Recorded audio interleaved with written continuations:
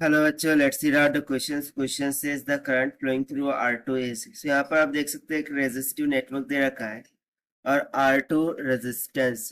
So flow होने वाला current हमें यहाँ पर फाइंड करना है। R2 means this one. Okay, ये वाली जो ब्रांच है 4 ओम, इसमें से फ्लो होने वाला करंट हमें यहाँ पर फाइंड आउट करके निकालना है। तो चलिए स्टार्ट करते हैं सोल्यूशन से, but before of that let's talk about the key concept which we are going to use here for this question. तो सबसे पहला तो कॉम्बिनेशन फॉर्मूला यूज करेंगे हम, that is if R1 and R2 are in parallel combination. So उसके लिए formula हो जाएगा RP is equal to R1 into में R2 divided by R1 plus में R2। सो इस फॉर्मूले का हम यहाँ पे यूज करेंगे। उसी के साथ साथ जब कभी दो रेजिस्टेंस सीरीज में जुड़ जाए तो उनका सीरीज कॉम्बिनेशन होगा RS is equal to R1 plus में R2 की इक्वल। एंड थर्ड कॉन्सेप्ट हम यूज करेंगे ओहम्स लॉ का। So according to Ohm's law V is equals to I into R, where I is the current, R resistance, V voltage को indicate कर रहा है। So according to the question, सबसे पहले तो यदि हम यहाँ पर देखें R1 एंड R2, ये दोनों एक दूसरे के साथ पैरेलल में जुड़े हुए हैं। सो इनका पैरेलल कॉम्बिनेशन हम मान लेंगे RP की equal. So this is equal to R1 plus में R2, this will be equal to 2 plus 4 is equal to 6 ohms। And now if you see that this RP is going to be parallel with R3, ठीक है। ये जो RP है ये इस R3 के parallel में जुड़ जाएंगे जो कि है 6 ओम की इक्वल। सो इनका पैरेलल कॉम्बिनेशन हम मान लेते हैं RQ के बराबर है। So this will be equals to R3 into RP divided by R3 plus में RP हो जाएगा। So this is equals to 6 multiply by 6 divided by 6 plus 6, यानी कि हाफ ऑफ 6, 3 ओहम्स की इक्वल। सो ये आ गया हमारे पास 3 ओहम। सो अब हम सर्किट को रीड्रॉ करें। सो देखिए ये 5 ओहम की रेजिस्टेंस, सॉरी R5, ये R6, ठीक है। Let me just draw first the network. So यहाँ पर देखिए ये जो R5 है वो यहाँ पर आ जाएगा।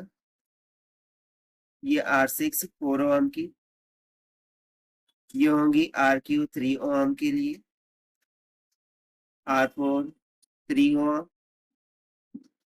R7 3 ओम। सो इसी सर्किट को हमें यहाँ पर रीड्रॉ किया। इस तरीके से हमारा सर्किट आ जाएगा।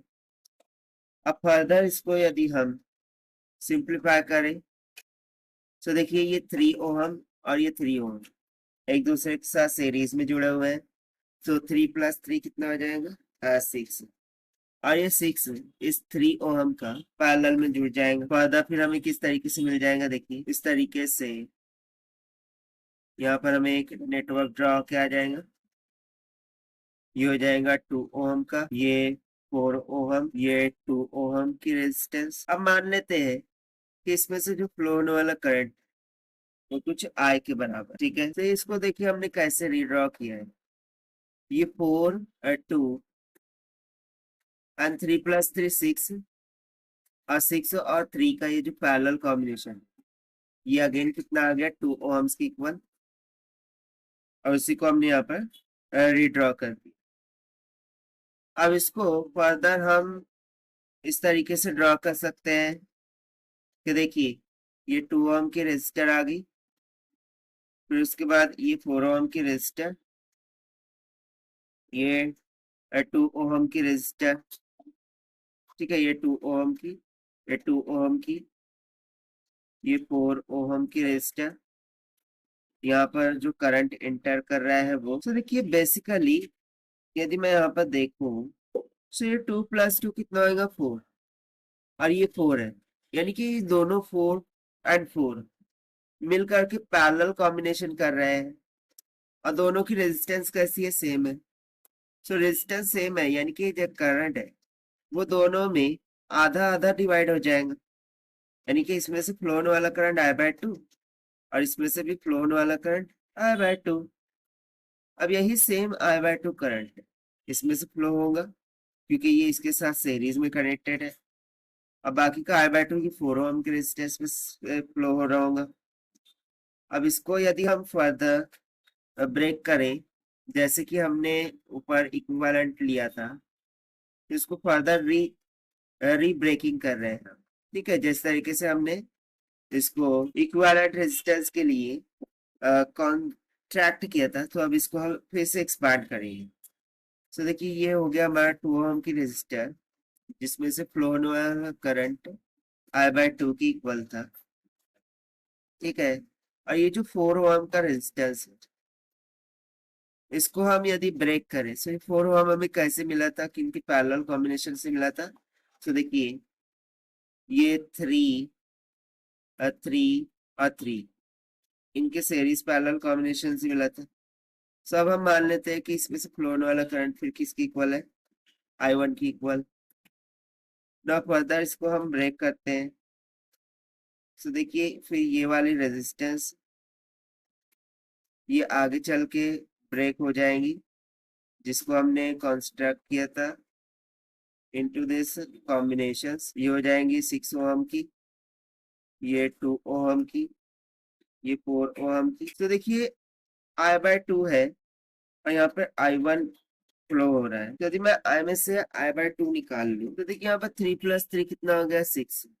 6 के पैरेलल में 3 है, तो 3 × 6 डिवाइडेड बाय 3 + 6 कितना हो जाएगा, 3 × 6 / 9, so 3 3 = 9, 3 2 = 6, यानी कि 2 ओम की इक्वल आएगा। सो इसमें से भी सेम करंट फ्लो होगा, और उसको यदि हम 1 से सब्ट्रैक्ट कर दें, तो फिर यहाँ से फ्लो होने वाला जो करंट है वो 2I by 3 की इक्वल हो जाएगा। अभी 2I by 3 यहाँ से निकल के आ रहा है, तो चूंकि पैरेलल कॉम्बिनेशन में दोनों सेम रेजिस्टर है, तो इसमें से भी सेम करंट फ्लो होगा, इसमें से सेम करंट फ्लो होगा, यानी कि इसमें से फ्लो होने वाला करंट फिर कितना हो जाएगा, I by 3 की। फाइनली हम बोल सकते हैं कि जो करंट I है, this is nothing but equals to the total voltage divided by R equivalent. This will be equals, total voltage कितना है 8, और टोटल रेजिस्टेंस आई थी हमारे पास 2 ओम, से हो जाएगा 4 एम्पियर की इक्वल। ना इन द सेम वे हमें फाइंड आउट करना था I1, so this will be equals to 3 divided by 3 + 6 multiply by I by 2। so देखिए 2I by 3 कैसे आया है, ये मैं यहाँ पर कैलकुलेट करके बता रहा हूँ by using the current divider. So देखिए हमने इस सर्किटरी में 3 3 और 3 में ये I1 के लिए करंट डिवाइडर रूल यूज किया है with respect to total current I by 2। so यहाँ से फिर I1 कितना आ जाएगा, 3/9 मल्टीप्लाई बाय I कितना आया है 4, सो 4/2। सो इसको सिंप्लीफाई करने पर ये हो जाएगा 3 3 = 9, 3 2 = 6, यानी कि 4/6 एम्पियर्स की, या फिर हम सिंपली बोल सकते हैं 2 डिवाइडेड बाय 3 एम्पियर की। सो ये हो गया I1 का मान, बट हमें क्या निकालना है, the current in the R2। हमें इस R2 में से फ्लो होने वाला करंट निकालना है, correct. So we would say that current in R2, so this will be equals to I1 का by 2, so this is equals to 2/3 multiply by 1/3, so will becomes out equals to, sorry, 1/2, so 2 से 2 cancel, it will comes about 1/3 ampere। और यही हो जाएगा हमारा required answer as per the good option. Option D is correct, so this is the required solution। I hope you understand. Well, best of luck, thank you।